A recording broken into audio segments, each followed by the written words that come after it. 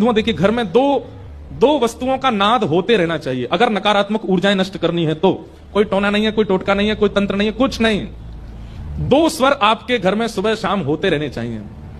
पहला शंख का और दूसरा घंटी का। ये दो स्वर नकारात्मक ऊर्जाओं को नष्ट करते हैं घर से।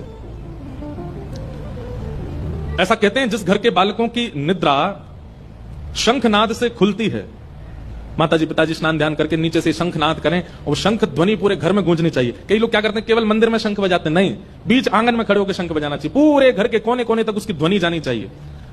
शंखनाद ब्रह्म मुहूर्त में सबसे अच्छा, मतलब सूर्य धीमे धीमे उदय हो रहा है और चंद्रमा अस्त हो रहे हैं उस समय 3 बार शंखनाद हो। शंख छोटे वाले शंख नहीं, उनकी पैनी सी आवाज होती है, वो नहीं, बढ़िया शंख होने चाहिए जिसकी ध्वनि से पूरा गुंजायमान हो जाए घर। ऐसे शंख जिन घरों में बजते हैं वहां कभी नकारात्मक ऊर्जा नहीं आ सकती।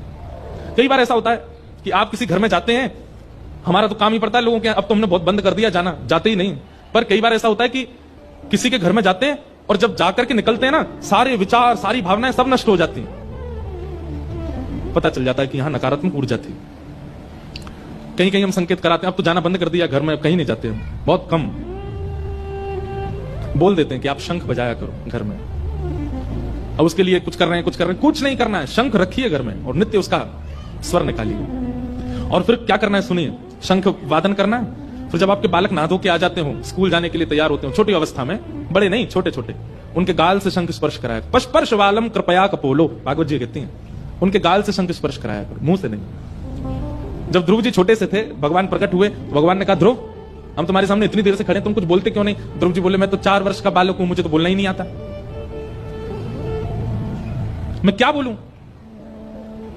तब भगवान ने अपने शंख चक्र गदा पद्म चतुर्भुज में से शंख को ध्रुव जी के गाल से स्पर्श कराया। जैसे स्पर्श कराया ध्रुव जी को ज्ञान होने लगा। शंख के स्पर्श से व्यक्ति के बुद्धि में निर्णयात्मिका भाव प्रकट होने लग जाते हैं।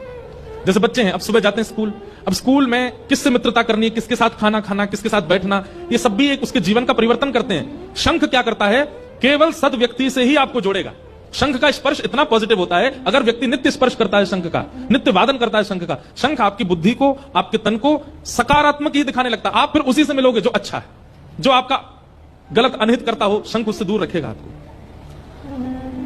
पृथ्वी मंथन हुआ था और पृथ्वी मंथन में 14 रत्न निकले थे। कुछ देवताओं को बांटे गए, कुछ दैत्यों को बांटे गए। मानवों को क्या दिया? 2, शंख और गाय। गौ और शंख ये 2 मानवों के रत्न हैं। 24 घंटे में एक बार शंख और एक बार गाय का स्पर्श तो होना ही चाहिए आपके शरीर से। वो रत्न भगवान ने दिया है आपको।